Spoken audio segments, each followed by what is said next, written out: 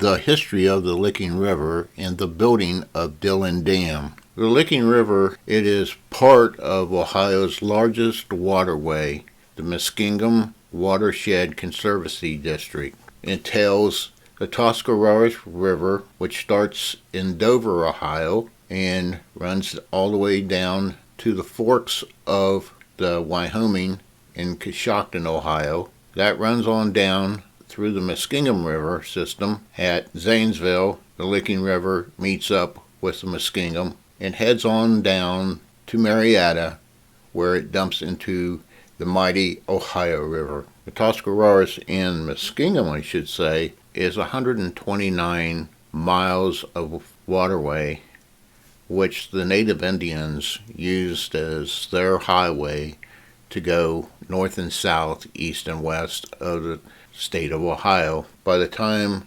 Ohio is brought into the Union, flooding in from Pennsylvania, Virginia, and building their communities around the river fronts for mainly water power.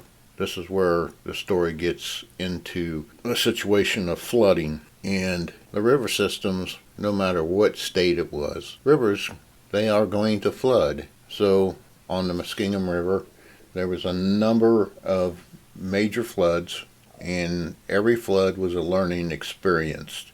I want to take a few moments and give you a little bit of the backstory about the 1913 flood so that you can understand and know what happened and why we need reservoirs to hold back water in the first place. The flood changed the lives of people in some 18 states.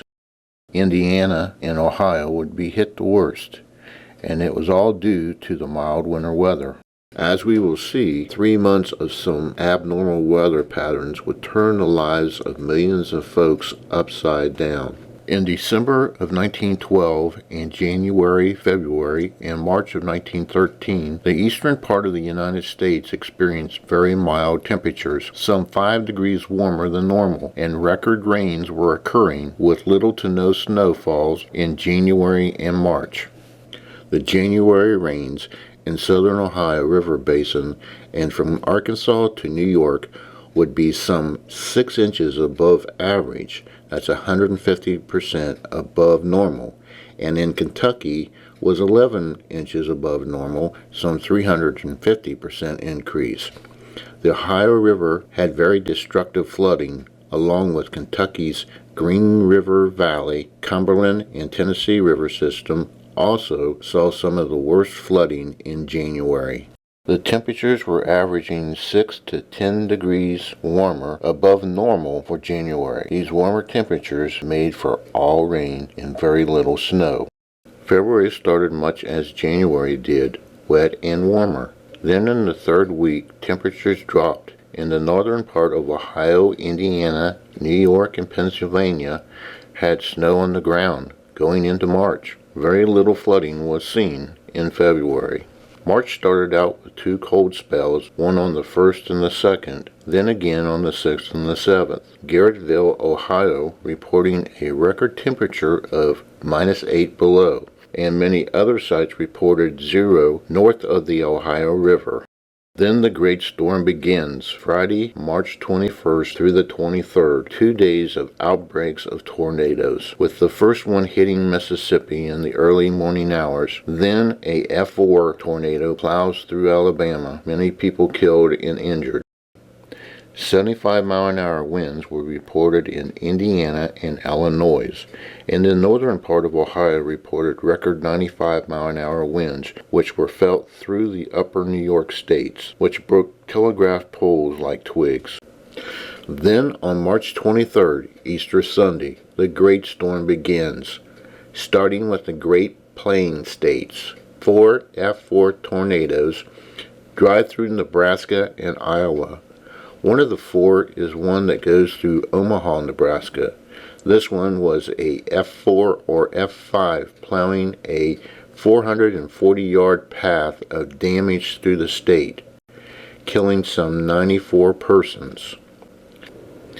That day, Missouri and Terre Haute, Indiana, had the other F4 tornado, killing 21. March 23rd had some 19 tornadoes that hit the Great Plains state. A total loss of life ended up being 241 persons. Before we go any further, I would like to point out that one of the problems that is going to make the situation worse is the frozen ground is starting to thaw, and the ground is still saturated from the January rains. Nowhere to go but to the rivers. Monday, March 24th.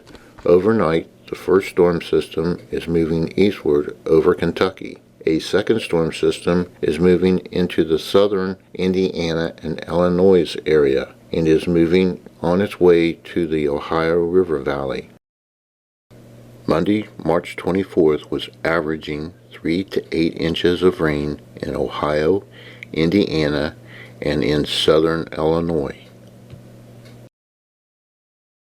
The Wabash River is near to cresting.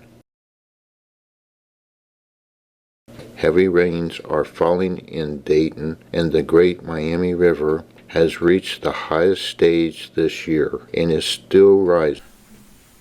This is a Pennsylvania Railroad rainfall map, and as you will see, there was some very high totals in a 24-hour period of time. In Richland County, we had 10.6 inches, many others, and all of that water has to run down the state, down to Mahoning and Tuscarawas, Muskingum, from Coshocton, Dresden, Gilbert, and on down to Zanesville. Floodwaters are averaging 14 to 18 feet in depth and a width of 3/4 to 1.25 miles wide.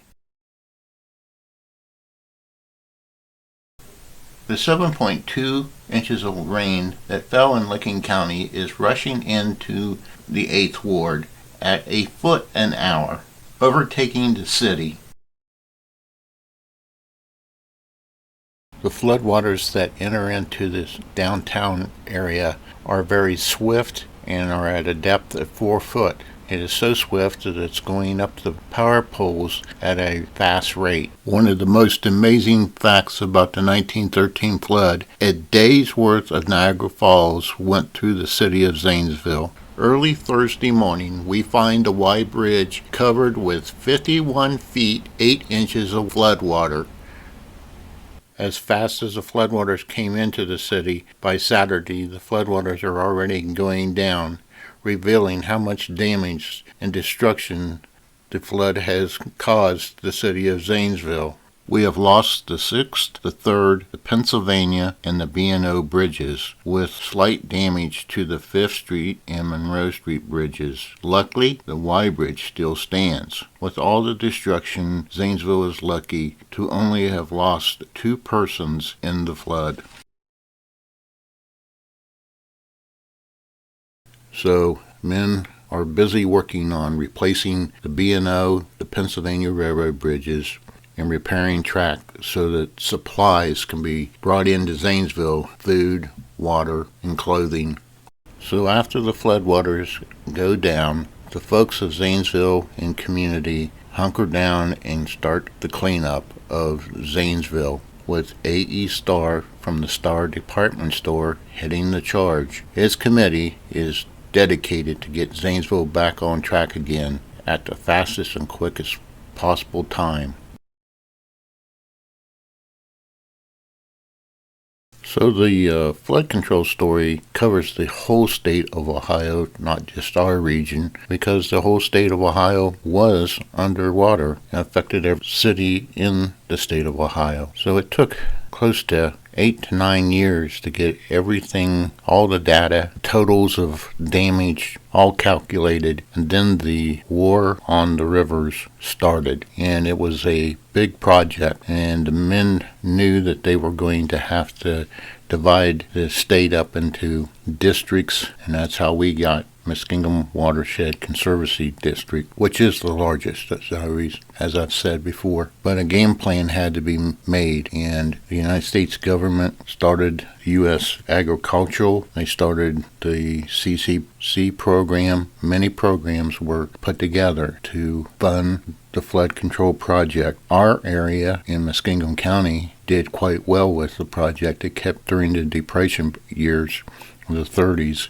It helped to employ a lot of men. Such the 3C guys who build the reservoirs with the help of the state engineers. They also made the decisions of what towns and villages had to be moved for the safety of the residents in the flood zone. It also meant that many railroads would have to be relocated with their tracks on higher ground, all to keep everyone safe so that they wouldn't have another tragedy like we did with the 1913 flood. In the 1950s, the Korean War slowed down the process of the Dillon project, but plans were still being underway for what towns and communities needed to be moved.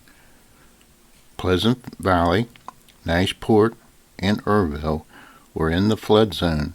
And in the spring of 1959, the Licking River showed us how much we needed to have flood control on the river.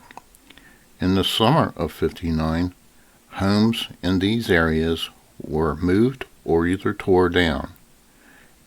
A new book called Before Dillon is a great little book about how these families of these small communities were sadly ended.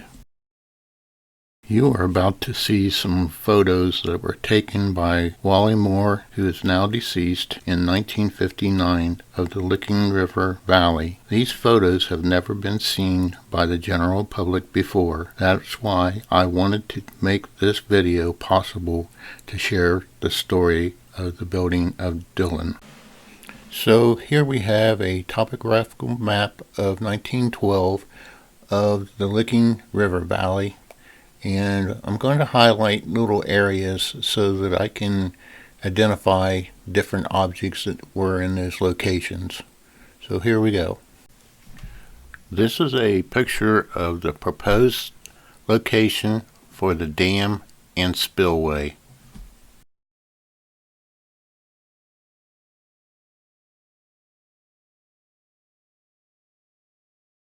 Next we have the little bridge that went from Old Newark Road across Big Run to Ballard Road. And a little further up we have the Newark Road Bridge that crosses Big Run. On the other side of the Licking River we have Poverty Run. There was a township road that had a double bridge that crossed Poverty Run Creek. Next we have Pleasant Valley, which was a B&O community next to the Licking River. Some 20 to 25 homes had to be removed from the fertile ground. We also lost one of the last covered bridges.